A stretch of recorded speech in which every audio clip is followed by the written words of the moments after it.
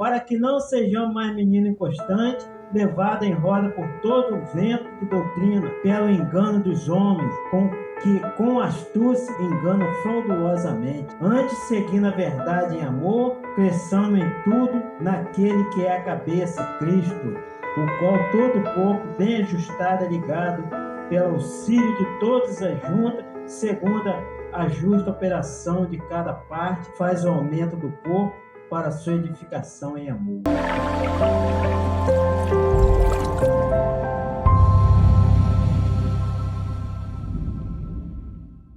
A unidade da fé. O apóstolo Paulo está falando da fé.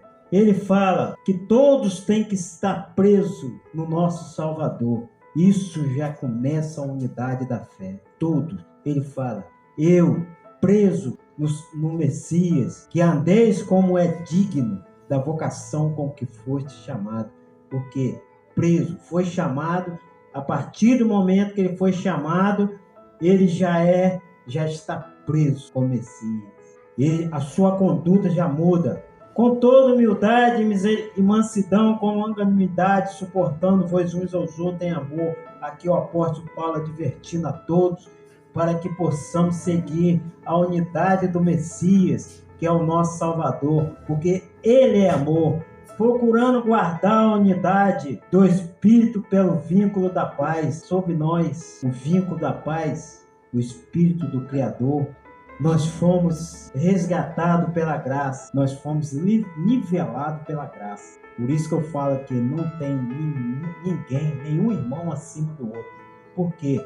Estamos aqui para adorar um só Criador e um só Salvador. Portanto, o apóstolo Paulo, ele continua, há um só corpo, um só Espírito, como também foste chamado em uma só esperança da vossa vocação, um só Messias, uma só fé e um só batismo. Tudo um. Aí os profetas querendo colocar aqui uma trindade, três deuses, ele fala, é um só corpo, uma só fé, um só batismo. Um só Pai, está aqui no verso 6, um só Pai de todos, o qual sobre todos e por todos e em todos vós, mas a graça foi dada a cada um de nós segundo a medida do dom do nosso Salvador. Por isso que a graça foi dada e foi nivelada.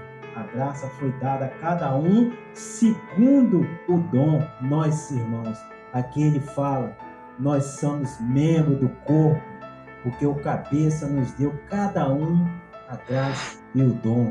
No verso 15 ele fala, antes seguindo a verdade em amor, cresçamos em tudo aquilo que é a cabeça de Cristo. Lembra que eu falei que é a cabeça, Cristo, o nosso Salvador. Portanto, irmãos, não podemos mais ser enganados, não podemos. E ele continua, do qual todo o corpo bem ajustado está ligado pelo auxílio de toda junta, segundo a justa operação de cada parte, faz o aumento do corpo para a sua edificação em amor. Através da graça, temos que nos santificar. Vou ler ainda, irmão, no verso 17, ele continua, digo isto e testifico no nosso Messias, para que não andeis mais como andam também os outros gentios, na vaidade da sua mente.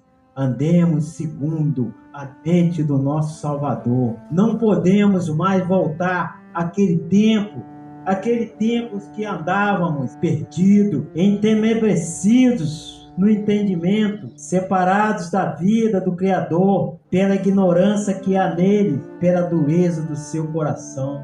Andávamos perdidos naquela lei. Que lei é essa, irmãos? Aquela lei que me conduziu para a perdição. A mesma lei que conduzia ele para a perdição, a mesma lei conduziu ele para a salvação. Que lei? A lei do pecado, a lei da morte. O apóstolo Paulo seguia os cristãos, matava, torturava, prendia, até que o Messias apareceu para ele e falou, Saulo, porque me persegue, porque dá murro em aguilhão, ou seja, dá murro em ponta de lança. E ele falou: aquela lei que eu segui, aquela lei me fez ver o pecado da morte. E ele aqui, irmão, é por isso que ele fala aos Efésios: não estejam entenebrecidos no entendimento, separado da vida do Criador pela ignorância que há neles, pela dureza do seu coração.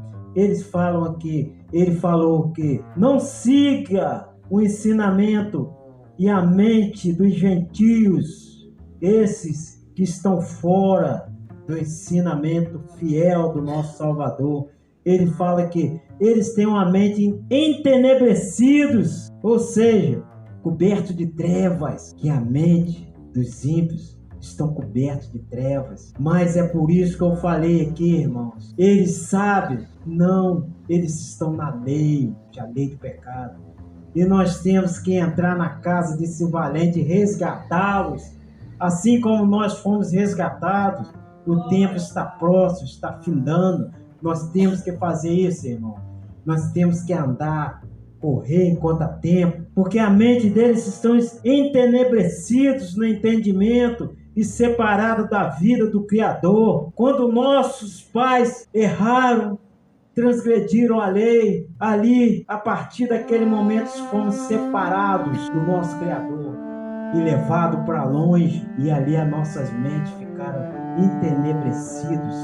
E aí, irmãos, o nosso Messias veio para nos resgatar, de tirar de nossas mentes o que? Essas trevas, porque estávamos cobertos de trevas e separados da vida do Criador pela ignorância que há neles, ou seja, pela ignorância que havia em nós, pela dureza do nosso coração, quando estávamos com a mente entenebrecida, os quais, havendo partido todo sentimento, se entregaram à dissolação, para com avidez cometerem toda a impureza.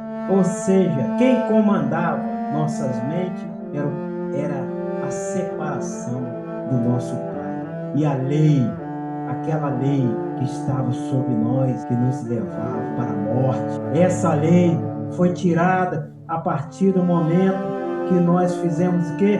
Nos santificamos com o nosso Salvador.